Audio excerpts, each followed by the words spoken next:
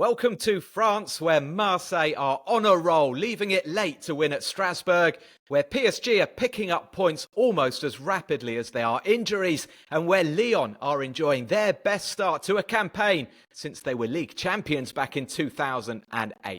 It wasn't such a happy weekend for Monaco, and alarm bells are ringing in Monte Carlo ahead of Wednesday's visit of Manchester City. All the latest news and debate from France's top flight is coming up in Across the Channel.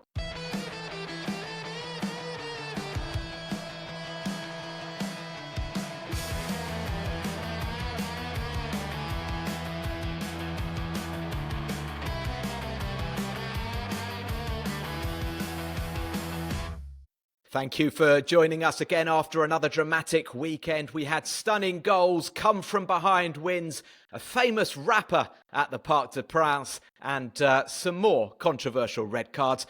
I should say that after 50 exciting goal-filled matches, we finally got our first goalless draw on Sunday.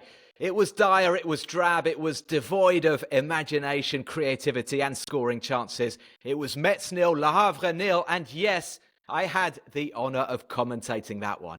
And of course, much like London buses, you wait ages for one and then two come at once. So on Sunday night, Rennes and Lens also played out a goalless stalemate. Plenty to discuss though, so let's welcome our guests, starting with the esteemed writer and French football expert, Tom Williams. How was your weekend, Tom? Hi, Matt. Yeah, my weekend was very enjoyable. I was in Paris, as usual, and watching more Premier League football than Ligue 1 football, but I did manage to catch Strasbourg Marseille on Friday, and with it the dulcet tones of our other esteemed guest, Mr. Andrew Scott. So that was a delight, and managed to keep on top of all the main storylines over the weekend. Caught up on all the highlights this morning, and another interesting weekend. Yes, indeed. So, Tom, you have revealed the identity of our second guest, the commentator, and now my occasional golf partner as well, Andy Scott. How are things with you, Andy?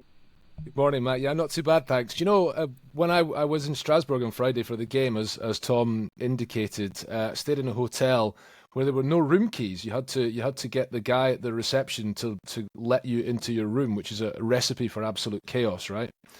So I had to leave my bedroom door ajar when I went for breakfast. Nobody stole my belongings. And then I came back to Paris and went to the Paris Saint-Germain and Olympique game. And then I missed the dreadful Rennes-Lens match last night to watch the golf instead. I think I made the right decision. Well, controversial, but apparently the golf was good, and maybe it will rub off on your performance next time we play. But maybe. Enough golf chat. We're going to start by looking at Strasbourg 1, Marseille 2. Just 4 days after beating PSG in Le Classique, Marseille showed that they mean business, clinching a superb come-from-behind victory at the Meneaux. Abdul Ouattara gave the Alsace club the lead, but Pierre-Emerick Aubameyang levelled on 78 minutes before Amir Murillo struck an injury time winner. Andy, as you mentioned, you commentated this, Marseille going provisionally top with that victory on Friday night. Should they now be considered title contenders? Were they not title contenders before? I suppose would be the reply to that. And I'm not sure what about specifically about this game which would make them more title contenders than previously. I think that it's a very good result, don't get me wrong, but I'm always loath so early in the season to say, Marseille are going to mount a title challenge off the back of one. I mean, it's been an incredible week for them, obviously beating Paris Saint-Germain on Monday, winning in Strasbourg on Friday. These are two really, really impressive results. I just can't see them maintaining that over the course of the season. I think things will even out a bit. And I think that Roberto De Zerbi plays such a risky style of football, which is great to watch. I mean, it was a really, Tom and I were discussing this yesterday, actually. It was a really, really good game that, two coaches who like to play risk-taking football, playing the ball out from the back. And even in the first half, when there were not a huge amount of chances, it was just an exciting game between two exciting, daring teams. And I think for Marseille, that will bring results, but I think they will get caught out from time to time in certain games this season, perhaps when you least expect it. But I do think that they are, of all the teams in Ligue 1, they are obviously the best equipped to push PSG the furthest. So from that point of view, maybe they are title challengers. Maybe they can make a push. But I just find it hard to believe that they can win the league. I know that's not exactly your but perhaps they are title challengers of some sort, but winning the league is surely beyond them. Well, Andy's dampening a little bit of my Marseille enthusiasm there, Tom, but they do have a strong squad now. It's not just a starting 11. We're seeing that with players coming on. When you see as well, I don't know if people saw the clip that Marseille put out on social media, De Zerbi in the dressing room jumping on the table and haranguing the players, like an incredible atmosphere. That sort of victory does give you belief. Now, of course, it's going to be a push to compete with PSG this season, but there is something good happening. Yeah, I thought it was potentially a really significant result for Marseille. I mean, De Zerbi said after the win over PSG, this counts for nothing unless we back it up at Strasbourg. Immediately shifted his attention to that game on Friday night. And Strasbourg are a very difficult team to play against. I thought it was a really high quality game of football.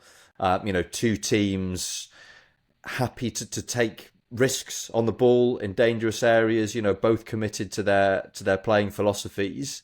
Marseille find themselves a goal down, up against it, haven't produced a huge amount. And you kind of thought, well, if they can snatch a draw here somehow, this will probably be a decent outcome for them. So for them to come from behind and win, I think is really big, particularly when you consider the fact that they lost at Strasbourg last season. A game that I think De Zerbi pointed to specifically as being an indication of the sort of fixture that they should have been capable of winning but weren't. And also the fact that they lost their first two away games this season against Rennes and against Lyon. Obviously, last season, Marseille were very strong away from home, struggled at the Velodrome. This season, it's almost been the opposite. So I think getting that first away win, particularly, going to a place like Strasbourg and getting a win and doing it on the back of that win against PSG are all very positive signs.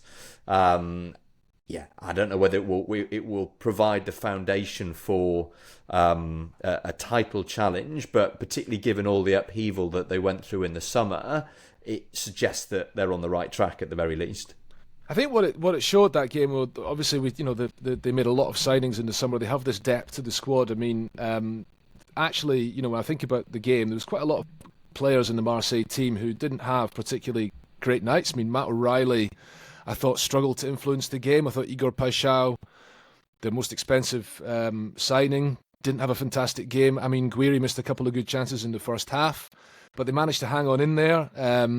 And Pierre-Emerick Aubameyang and Mason Greenwood, so the top scorers from the last two seasons, both come off the bench. And obviously Aubameyang gets the equalising goal. So that shows they have difference makers who can come on and do that from the bench. And I think you have to have a word for Amir Murillo, because obviously he's not a goal scorer. He's only scored 3 or 4 since he joined Marseille a couple of years ago. But the way that Marseille play, often there was a point in the first half, I think, when he was basically in the centre forward position, right up alongside Guiri. He really plays really high up the pitch, and he is their extra man when they're on the attack sometimes. And of course, he found himself in that position to score the goal. And I think he's such a key part of that team. His energy on that right hand side is so important to them. So they have a big squad. They have options that will get them through a lot of situations like this. And I suppose it's particularly pertinent, of course, because we'll come to Paris Saint-Germain later. They are potential, you might say, a lack of squad depth is being slightly exposed at the moment. In Marseille's case, they have all these options available to them. Yeah, Andy, I want to just pick you up on Amir Murillo, because he's a guy I've got a real soft spot for. He's a very versatile, good defender. He did well for them last season from Panama, and I had the pleasure of interviewing him a couple of years ago. And I don't try to make people cry in my interviews, but Amir Murillo, he got so emotional talking about his family, talking about his life back home, very, very humble background, and he started welling up talking about his mum, and it was just really poignant. And when you sort of experience that, you obviously have a soft spot for somebody who just feels so privileged and so sort of grateful for the life he's enjoying. So whenever lovely guy, and I think a good player, and he does tend to pop up with with some important goals. I've got to just ask you, Andy, because we did talk quite a lot in the last few weeks about the situation at Strasbourg with the ultras, boycotting, protesting, and what have you, given the current situation with Bluco, the ownership, and them becoming, potentially more of a feeder club to Chelsea. What was the atmosphere like on Friday? The atmosphere was very good, actually. The ultras, the main ultra groups who stand or sit behind the goal off to the left when you're in the main stand at the Stade de la Mine, obviously stayed silent for the whole game. That's their new approach. It's a silent protest throughout the game compared to the first 15 minutes, which they'd been doing since the beginning of last season. But the rest of the stadium were really up for the game. It's a fantastic new main stand which they've opened this season, towering over not just the rest of the stadium, but over the city, really. And the ground was full. It's still being redeveloped on one side, but there were about 23,000 in the ground. Lots of noise, real excitement. Potentially slightly controversial because there was a huge banner which was unfurled behind the goal at the other end of the stadium from where the ultras gather, which kind of tried to transmit a message of unity, saying, the players, staff, supporters all together. This has not been corroborated from what I've seen, but there have been suggestions that this may have been a club thing that may have been kind of planted there, if you like. So there's been one or two, I don't know if this is a conspiracy theory or what, I don't have any confirmation of this, but suggestions that the club are trying to kind of do something to get the rest of the stadium to get behind the team while the ultras are not supporting the team. But the atmosphere was good. There was a positive vibe around the place on Friday, and even in defeat, they were being applauded off. I think it's kind of weird. You get the sense there's a feel-good atmosphere there. Obviously there is not, but at the same time, it is a club that is going places. So it's kind of weird. It's kind of, as we discussed a few weeks ago, it's kind of pulling in both directions at the same time. It's a really interesting story.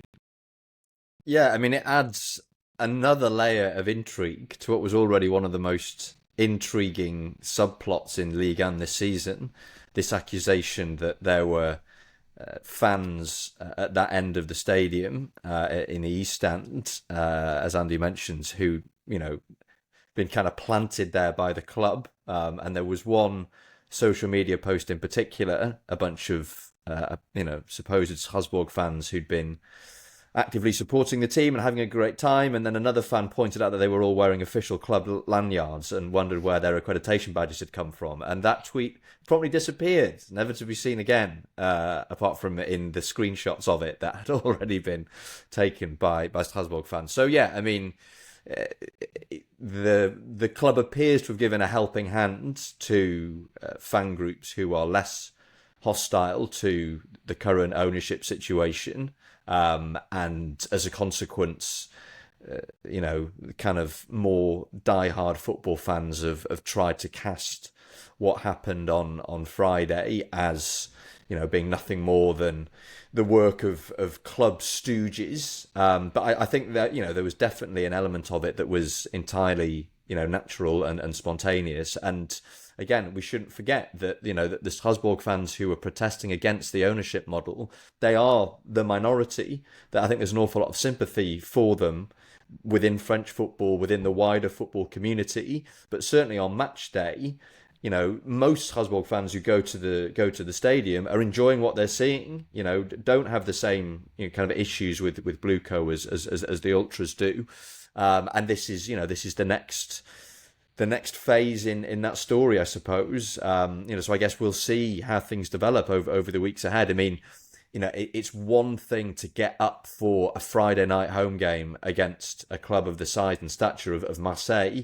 Are those fans who are making a racket and producing an atmosphere on Friday, are they going to be there week after week, game after game, like the ultras would be ordinarily if they weren't on strike? So that's, another thing to keep an eye on at Strasbourg. You're listening to the Insight of Tom Williams. Please do take a moment just to subscribe, rate and review the podcast. It will help us to ensure that Across the Channel has a long and healthy existence. Marseille winning, super week for them. They're up to third. Strasbourg are fifth. Both teams on 12 points. It is very tight at the top. Now, before looking at our next game, it is time for Le Top et Le Flop du Weekend in the eyes of Tom Williams. So here we go. So my top for this weekend is Pablo Pagis of Lorient, who was the star of Lorient's slightly surprising 3-1 home win over Monaco on Saturday afternoon. He came on in the 72nd minute with Lorient 1-0 up. Within 4 minutes, to score this absolutely fantastic goal, picks the ball up in a central position, initiates a 1-2 with Sambu Sumano on the edge of the box, and then sets off on this little jinking run, dances around Eric Dyer. I mean, almost literally dances around Eric Dyer, wiggle of the hips, shifts it onto his left foot, slams a shot bottom right. But he wasn't finished there. 6 minutes after that, cut back from Jean-Victor Makengo on the right-hand side of the area and hits this glorious first-time shot with his right foot, loops up over the goalkeeper, in off the crossbar, and Lorient end up running out 3-1 winners. Of course, slightly older Ligue 1 fans will remember Pablo's dad, Michael, who shone with Sochaux and OM and Rennes, amongst others. Brilliant. He was outstanding. He was outstanding. And Pablo, following in his footsteps? Yeah, I mean, seems to, and a similar kind of player, not perhaps super consistent, but with a real eye for the spectacular. So a very enjoyable performance from Pagis Junior this weekend. Yeah, and I'm definitely feeling old because I do remember commentating some wonderful Michael Pagis goals, and he was called the Pagisien. And of course, Pablo will be compared to him, but Pablo was on French TV yesterday sticking up for himself, saying that he thought his goals were better than Michael's. So that's good to see he's got a bit of confidence. Tom, your flop now? As my flop of the week, I'm going to go for the supporters of OGC Nice. Not all of them, because I'm sure plenty of them are perfectly fine, upstanding individuals. But the ones that started singing homophobic songs towards the end of the home game against Paris FC yesterday afternoon. And as a consequence, the game is temporarily interrupted by the referee. I think this happened 2 or 3 times. And at the time that this nonsense all begins, Nice are leading 1-0. And once players resumed after this stoppage, Nice concede an avoidable penalty and Paris equalise 2 minutes from the end of the game. Can't say for certain whether it was the stoppage that enabled Paris FC to equalise, but you suspect that wouldn't have happened had the game been allowed to reach its conclusion. Now, obviously, you shouldn't sing homophobic songs because they are wrong and morally reprehensible. But I think in particular here, doing so was something that hurt their club at a time when Nice are really struggling and really desperate for points. A very easy pick for my flop of the week this week. Thank you, Tom. Good shout. Now, on Saturday, I had the pleasure of travelling to Lorient to commentate their game with Monaco, who were top of the league going into this match day. I have to say, I haven't been totally convinced by Adi Huta's side this season. I think they're in something of a false position up there, and that was absolutely confirmed by an abject performance from them at the weekend. They had their captain, Thilo Kehrer, sent off rather harshly for 2 bookings before half-time. Mohamed Bomba scored straight after the red card for Lorient before Pablo Pagis came on and scored those 2 fantastic goals. So Ansu Fati did get a penalty right at the end, but it's a damaging 3-1 loss for Monaco. Fantastic result for promoted side Lorient. And Tom, this for me is a really worrying performance from Monaco, who just showed so little at the weekend, even before the red card. And, coming up, they've got Manchester City on Wednesday. Yeah, it's very worrying. Already we'd seen from Monaco this season in Ligue 1 that they let too many goals in. And generally speaking, they've got away with that because of the firepower they have. One at home to Le Havre, one at home to Strasbourg. They put 5 goals past Metz in their most recent home game prior to last weekend.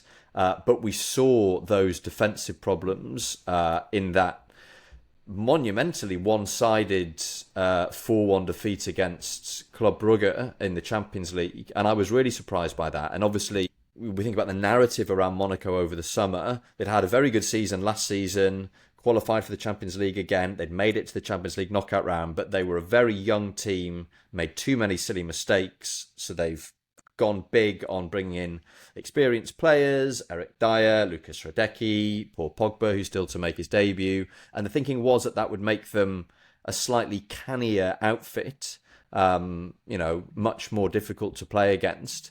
And we haven't seen that at all. And if anything, we've seen quite the opposite. I mean, I was staggered by how poorly they defended against Club Brugge, and we saw a lot of the same issues against Lorient on Saturday. An additional issue for Monaco is, of course, this injury crisis in central midfield. When everyone's fit, they've got an absolutely fantastic midfield, but Denis Zakaria, the captain, is out. Lamine Camara is also out. Paul Pogba isn't yet fit enough to make his comeback. Alexander Golovin is on the sidelines. So they're lined up against Lorient with Eric Dyer, a converted centre-back essentially, and 21-year-old Mamadou Koulibaly in centre midfield. And it's hard for any team, playing with that level of inexperience and that level of instability in central midfield to be able to aspire towards any level of performance. But yeah, I think particularly with this game against City now looming, and then the derby against Nice next weekend, I think Monaco's season really feels like it's on a bit of a knife edge.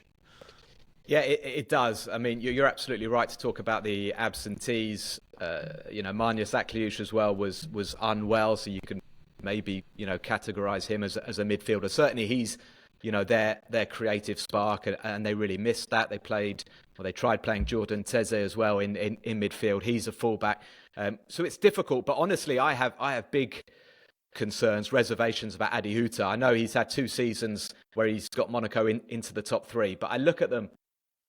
I feel like he doesn't know his starting. I felt that for a long time. Like on the weekend, it was Beerith and Elena Kane up front. Is that because he wants to bring Balogun in against Manchester City? Is he rewarding Elena Kane for his recent club performances? I just don't know. And it's the same with the halves. You see Salisu one day, you see Era the next, you've got Eric Dyer, you've got Mawissa. Chops and changes, fullbacks as well. It's great to have that squad, but I feel like they don't know who their best team is, and I feel like they're unbalanced. And maybe that's harsh to say because they're missing those midfield clubs. But honestly, on Saturday, it was just like the centre half passing it along the back line. They'd move forward to the fullbacks, come back again. It was just like they just didn't know how to score a goal against Lorient. So, big concerns. Can you see anything other than a home defeat on Wednesday? It's very hard to imagine Monaco pulling off a result against this Manchester City team. I think if they were full strength, you'd back them to give a decent account of themselves. I think Lamine Camara, Denis Zakaria, when they're both available, are an absolutely fantastic midfield partnership. We know how talented Magnus Akliush is. Takumi Minamino has been reborn. Since he went to Monaco. They hit an incredible patch of form towards the end of last season when Hutter decided he was going to start playing with 2 centre forwards, and Mika Bereth obviously had an incredible start to life at Stade Louis II. But this current iteration of Monaco, with all these defensive problems, with all these absentees in central midfield, with the misfiring strikers, it is difficult to see anything other than a fairly comfortable evening for Manchester City. Yeah, well, Monaco, they are still up there. They've got 12 points, so they're level with Marseille and Strasbourg. Lorient really needed that win. Fantastic home win, their second victory of the season. They're up to 13th on 7 points. Now, we are just approaching half-time in this week's pod. Just hang on a moment. The referee's putting the whistle to his mouth. C'est la mi-temps. It is time for a quick breather, and it's time for me to let you know that Toulouse and Nantes played out a 2-2 draw on Saturday. Nice and Paris FC also finished in a stalemate, 1 apiece, while Brest secured their second straight victory, beating Angers by 2-0. Angers, it should be said, are jinxed this season, it seems. They've already seen their former striker Esteban Leupolz score against them just days after signing for Rennes. Well, on Sunday, Remy Labo-Lascari netted against them for Brest. Now, Labo-Lascari had actually signed for Angers on loan last month, only for the switch to be cancelled by France's financial watchdog. He then joined Brest instead, and yes, he scored against Angers this weekend. So, listen, as Andy and Tom are getting some final instructions from the coach in the dressing room, I've got a quiz question for you, the listeners. If you think you know the answer, then please email in. Ligue1podcast@gmail.com is our email. So, Monaco hosting Man City on Wednesday. A throwback to 2017 when Monaco knocked City out of the Champions League, winning on away goals after a remarkable tie, finished 6 apiece on aggregate. Kylian Mbappe announced himself to Europe that day and was subsequently courted by Pep Guardiola, among other coaches.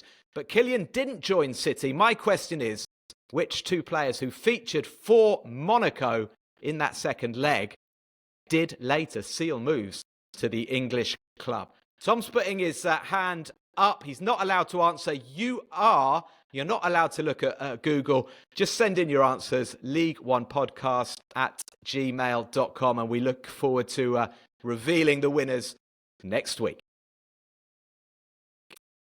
Time for the second half now. We will start in the capital where PSG celebrated Ousmane Dembele's Ballon d'Or at the Parc des Princes. They also won another football match, defeating Auxerre by 2-0. Strikes from 2 defenders, Ilia Zabani and Lucas Beraldo, to take them up to 15 points. But, Andy, you were there commentating, and you saw Vitinha and Kvaratskhelia both getting subbed in that first half. I imagine there was quite a lot of concern in the air given the injury people situation. were a bit baffled. I was a bit baffled about Vitinha coming off because it was just after the first goal, just after the sort of half-hour mark, and he didn't appear to be injured. There didn't appear to be anything obvious suggesting he was hurt, but clearly he had signalled that he preferred to come off, and he didn't carry on. And then Kvaratskhelia was taken off at half-time. That is significant. I mean, if you look at the Paris Saint-Germain starting lineup in that game, those were the only 2 players who started the game who also started the Champions League final last season. So you had a very much a makeshift PSG team, and that is enough to do the job against Auxerre. But the injuries are piling up. Luis Enrique said after the game on Saturday night, he was saying that basically at that point in time he had no idea what any of that meant. He'd have to wait and find out. So we expect to know imminently the gravity of these problems or otherwise. But yeah, of course, suddenly we're seeing that they don't have such a big squad to be able to really suitably adapt and cope if they lose 4 or 5 big players. Now, I think you can probably say that about just about any team in world football, but it's not the case for absolutely everyone. There are some big clubs who have enormous squads. We touched on Marseille before. They have obviously really bulked up their squads. I just have a bit of concern about the potential drop-off in quality. I mean, Gonçalo Ramos, for example, played on Saturday evening, and I thought he really struggled. I thought he looked laborious. He didn't find it easy to make a big impression on the game.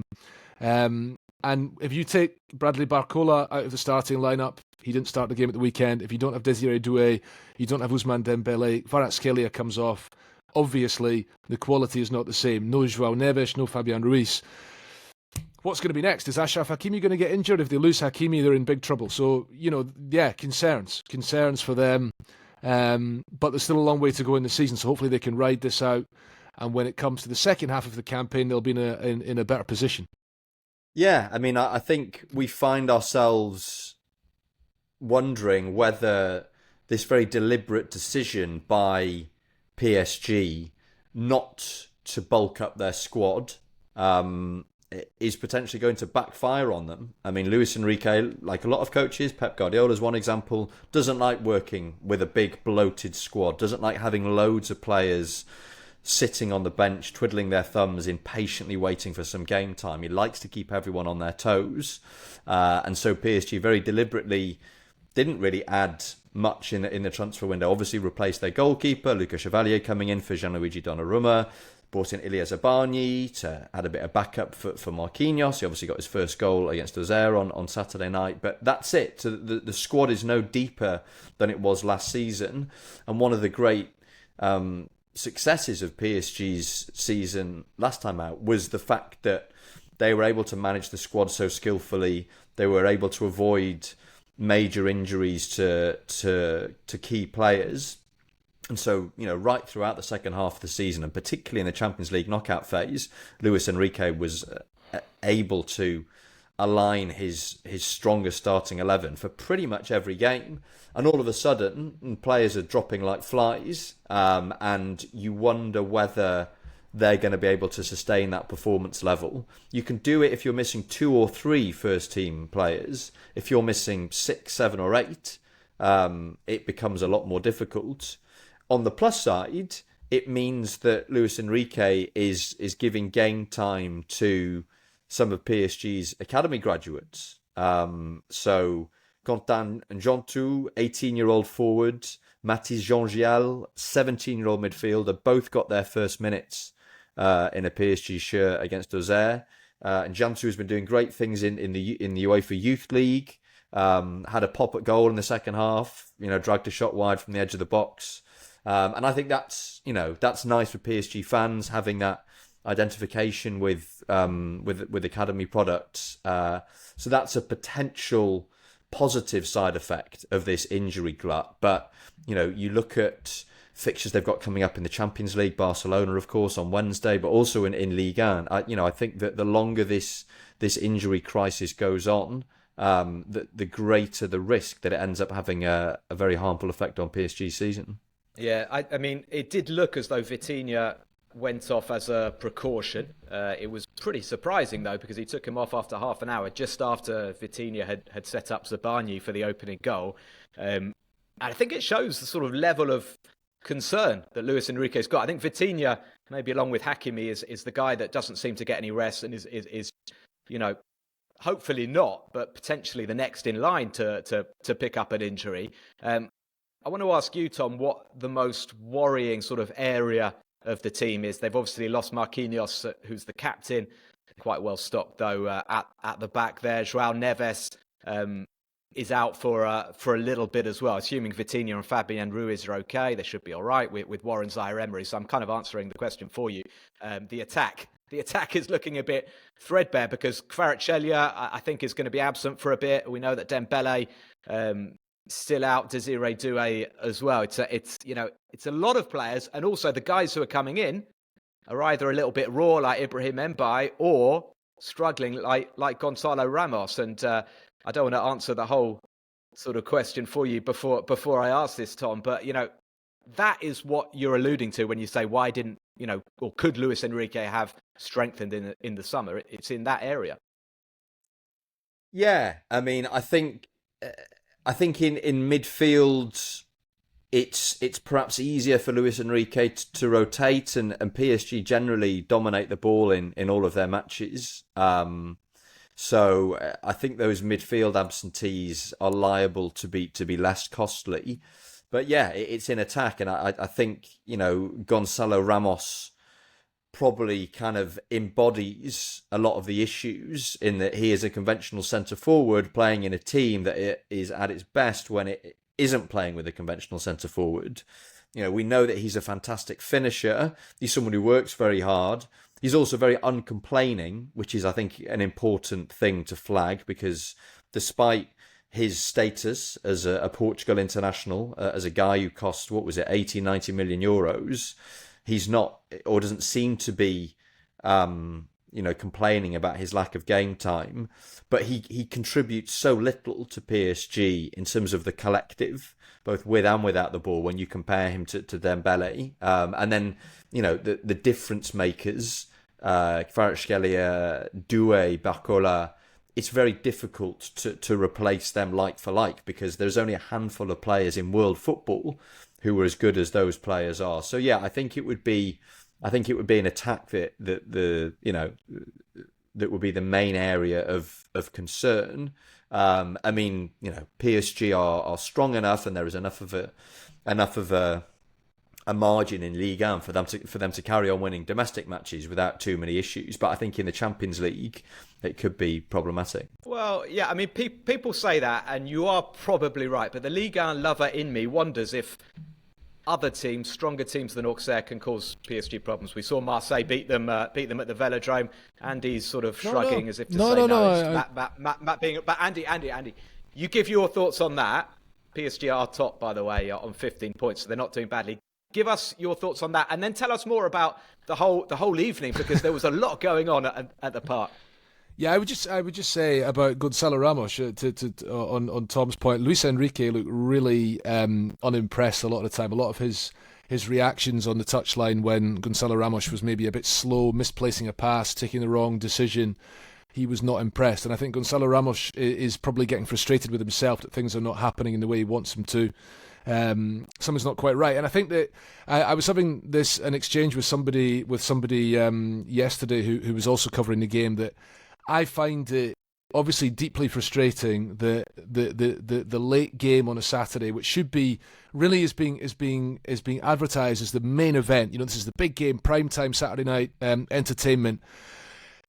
It needs to be more than that. It needs to be more than a fairly routine 2-0 win with 2 goals scored by defenders, with a largely reserve team, playing against an Auxerre side who actually, to their credit, did make a go of it. They made changes at half-time.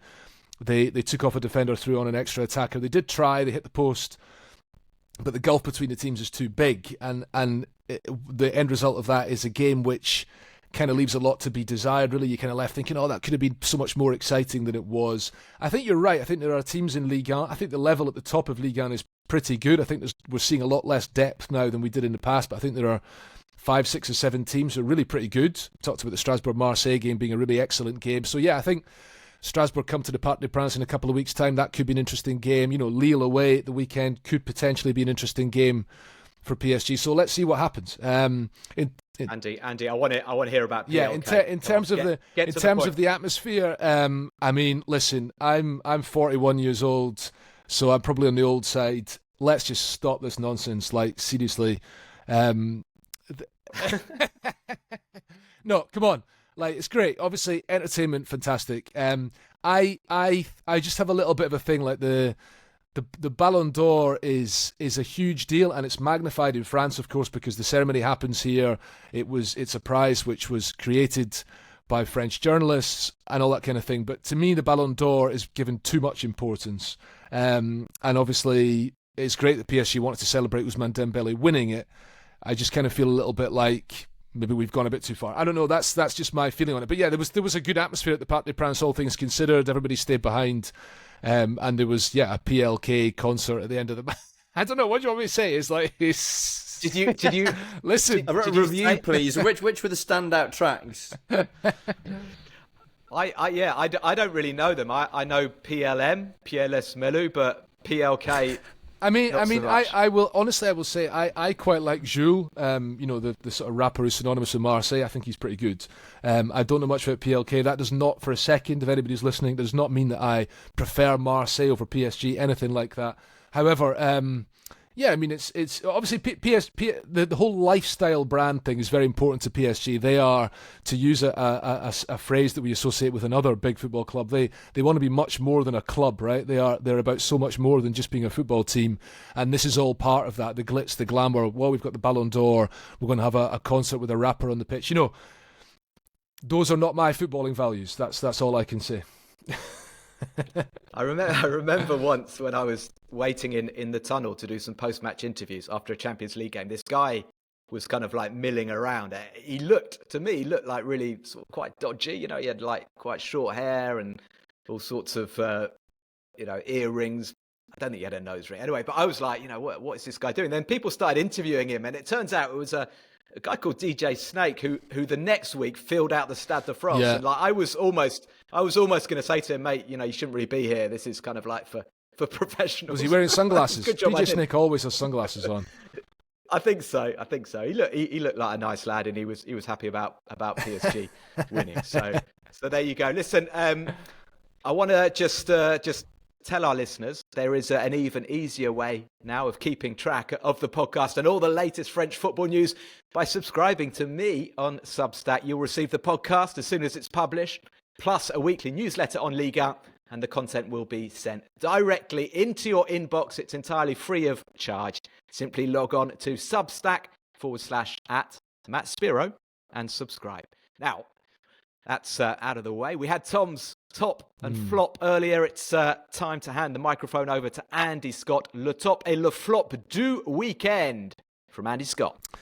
Thanks, Matt. Yeah, so my top is Dominik Greif, the Slovakian goalkeeper of Olympique Lyonnais, who made a couple of big saves again yesterday in their 1-0 win at Lille. So he's a summer signing from Mallorca in Spain. He was brought in with the assumption he'd be the number one immediately to replace Lucas Perry, sold to Leeds United. Didn't get into the team immediately because Remy Descamps had the gloves in pre-season, kept the gloves, was doing very well. And then he gets injured. Greif comes in, 3 games in the space of 10 days, 3 clean sheets, 3 1-0 wins for Lyon. And he certainly played his part in the 2 league wins with some big saves. So really impressive start to his Lyon career for him, and just in general for Lyon. I mean, they are not conceding goals, and they're winning games without scoring a lot of goals. And so, it's looking very good for them, and a really positive start in goal for Dominik Greif. I feel sorry for Remy Descamps because he's played about 6 games in his career before this season, despite being, around about the age of 30, and he's probably not going to get back into the team now because of the form of Dominik Greif. So he's my top. My flop is, sorry to say it because Tom touched on their supporters earlier, but OGC Nice are my flop. They've had a really bad start to the season. It's now 2 wins in 9 games in all competitions. They've scored just 8 goals in that time. It's not what you associate with a Franck Hez team. Knocked out of the Champions League in the 3rd qualifying round by Benfica, beaten at home by Roma in their first Europa League game. They haven't won a Europa League game, I think, since the days of the Intercities Fairs Cup. Their form has been dreadful in that competition. It's about 14 games or something without a win, I think, isn't it? Or certainly in Franck Hez has not got a good record as a coach in the Europa League either, so it's not working for them in that regard. They've had a bad start in the league, and they look like a team who have lost some key players and not been able to replace them. Evan Guesson, top scorer from last season, gone to Aston Villa. Gaëtan Laborde, second top scorer, gone to Saudi Arabia. Marcin Bulka, the goalkeeper, gone to Saudi Arabia. Badreddine Bouanani, really nice player with a bit of an X-factor to him, gone to Stuttgart, scored a great goal for them the other day. It's not looking particularly great for Nice. Okay, thank you, Andy. You mentioned Franck Hez not having won in the Europa League, but I don't think Franck Hez is the problem when you consider how well he did, even in the Champions League with Lens. I think the problems lie elsewhere, perhaps right at the very top of the club, but that'll be a discussion for another day. Thank you, Andy. Tom, a super win for Lyon yesterday. Despite all the summer departures, they're looking really solid. They were 1-0 winners away to Lille. A terrific result. Tyler Morton scoring early. Pablo Pagis' side had to dig in. We heard Andy singing the praises of Dominik Greif, the goalkeeper, made a lot of saves. Seen an unexpectedly good start to the season. They are joint top of the league, PSG on 15. Deservedly so, Tom? Yeah, I mean, what Lyon are doing is absolutely remarkable when you think about the upheaval of the summer, the fact that they had this administrative relegation to Ligue 2 hanging over their heads for so long, the fact that they weren't really able to recruit any players, the fact that they lost their one frontline centre-forward, Georges Mikotadze, to Villarreal on the last day of the transfer window. And yet, in spite of all that, and maybe partly because of it, because it's kind of focused minds within the club and created this siege mentality, they have emerged as this extremely solid, hard to break down, very effective team. 6 wins from 7 in all competitions this season. In all 6 of those victories, they haven't conceded a goal. And when they've had 11 men on the pitch, they haven't conceded a goal all season. The only defeat was that 3-1 defeat at Rennes in mid-September after Tyler Morton was sent off. But apart from that, they've looked rock solid. And I think Paulo Fonseca deserves a huge amount of credit Obviously, he's been on the naughty step ever since his run-in with Benoit Millet, the French official, in, when was that? February, March? Early March. In the Yeah, I spring. think Early beginning March, of March, yeah. wasn't it? Been banned from the touchline ever since. He's now allowed back into the changing rooms as of a couple of weeks ago, but he's still having to watch games from the stands. Has had very little to work with in terms of new players. Has lost so much in terms of talent. Ryan Cherki, Alexandre Lacazette, Miko Tadze, and yet has managed to turn Lyon into a winning team. So I think, hats off to him. They scored a really nicely taken goal. Tyler Morton atoning for that red card at Rennes by ghosting into the box to head in a cross from Nicola Tagliafico with 13 minutes on the clock, and then managed to withstand the little that Lille threw at them. Get a 1-0 win away from home at one of the hardest stadiums in Ligue 1 to go and win matches at. Very, very impressive. I mean, who knows how long it can go on for? They were asked about it after the game, and players inevitably are trying to keep a lid on expectations. I think just given how thin that squad is, it is unlikely that they're going to be able to mount a serious challenge for Champions League qualification. But given everything they've been through over the last few months, an absolutely phenomenal start to the season. Yeah, I suspect it will tail off just inevitably. If you win a lot of games 1-0, it might catch up with you, right? But I just want to say, Matt, very quickly that obviously they're struggling to score goals. But Tanner Tessman's goal against Utrecht in the Europa League on Thursday, or Wednesday or Thursday, what an absolute belter of a goal that was. But arguably my favourite goal of the season so far, just the way in which he hit it so purely, but with the spin on the ball as well, beyond the goalkeeper into the top corner. Glorious strike. Yeah, he's finally getting a run in the team, and he's really starting to look the part. He got the winner against Angers the week before, and obviously we saw Tyler Morton score, and that's the thing. They played Tolisso, didn't they, as a sort of makeshift forward, but they're sharing the goals, and that's why they're managing to get the win. Fascinating, as you say, Tom, with Paulo Fonseca. I think he was banned from the dressing room for 7 months. He's banned from the touchline for 9 months, so he's still got a bit of time to go there. He must be living this very odd existence. I wonder if, like, at home, his wife is like, you can't go in the kitchen on a Monday, or you can't go in the TV room in the evening. Is this something that has just become part of Paulo Fonseca's life? He's going to find it weird, I think, when he is finally allowed back onto the touchline. We do need to touch on something in this game. I think Lille supporters listening will want us to talk about this. It was a big blow for them. They had scored in 60 consecutive home matches, a run that came to an end, but they are furious with the officiating. Mathieu Vernis was the referee on Sunday. Could have awarded Lille a penalty for what looked like a foul on Fernandez Pardo, and he did send off Bruno Genesio, who kicked a water bottle in frustration, and then when the referee came to book him, he said to the referee that you're useless, and he then got a red card. A couple of comments. Olivier Letong, the Lille president, he said every weekend, in nearly every game, there were refereeing problems. It's just not possible. He also referred to Monaco red card for Thilo Kehrer, who's pretty soft yellow card. Genesio, who was sent off, added, I will not evoke the refereeing because it's so laughable, he said, evoking the refereeing. I'm not going to say any more because I will regret it later. Tom, do we have a refereeing problem in France? I mean, there have been a lot of very contentious decisions of late. Ligue 1 is not alone in that. I don't think we're living through a golden period for refereeing at the moment. But I've always found French refereeing quite annoying because they are just so pernickety compared to referees elsewhere. There were multiple examples of that this weekend. Jonathan Grady sent off within the first minute of the Rennes-Lens game. I don't think the referee had to send him off for that. I think if French referees refereed things a little bit less by the book, French football as a whole would be better for it. But I think, we've discussed this before. I think it's a cultural issue. France is a country where things are done by the book. people in positions of authority and that, Tom, that's make something entire careers for themselves by doing things by the book, and French refereeing in many ways is just a reflection of that. Yeah, that's something that Eric Dyer is learning. He was interviewed at half-time of Lorient Monaco. Not only did he speak in a really kind of funny kind of French accent way, you know, when you're abroad trying to speak the old Joey Barton technique. Yeah, he really did that with the interviewer, and he was fuming about Thilo Kehra's red card, and he then asked the interviewer, he went quite sort of like onto the front foot, saying, "What about you? Do you think that was a red card?"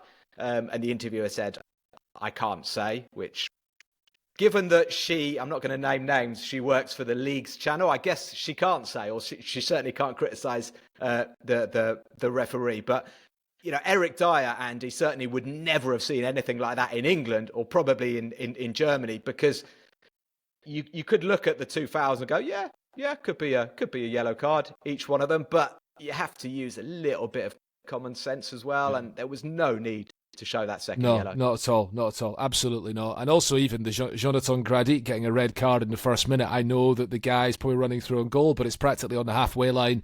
It's the first minute of the game, you know.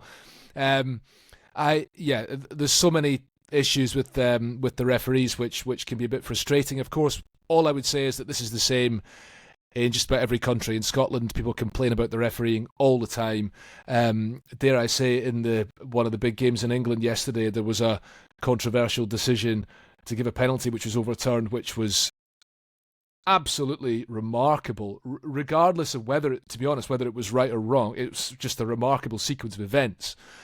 So it's not an exclusively French problem, but I think Thomas hit the nail on the head. You know, the way in which people in positions of authority behave in France can be incredibly frustrating. You know, if you try and reason with somebody in a position of authority, they will just not give you the time of day. And it can be like, Andy, listen, as the host of this podcast, I've told you already to keep your answers succinct. So please, Tom Williams, can you come in as a figure of authority? I would like to move the conversation on.